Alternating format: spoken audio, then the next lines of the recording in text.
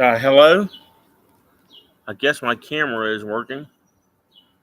The title of this video is intended to be "When are we going to prosecute abortionists for the murderers they really are?" Murder has always been a crime throughout all known world history, and abortion is literally called terminating a pregnancy, and yet we don't enforce the God given law against murder. He instead let women murder hundreds of millions of babies since the Roe versus Wade ruling and probably before then. But we let them get away with it. And, you know, um, it's like the Bible says that children are a heritage from the Lord, and happy is he who has a quiver full. But we live in a country that promotes the wholesale murder of our own children. And YouTube is probably going to ban me for saying this, but I'm saying it.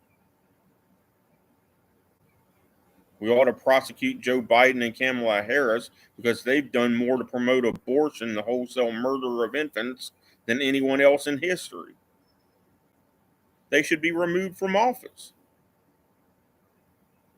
I've been saying this my entire life that the Supreme Court that passed the Roe versus Wade ruling was the most evil people on the planet.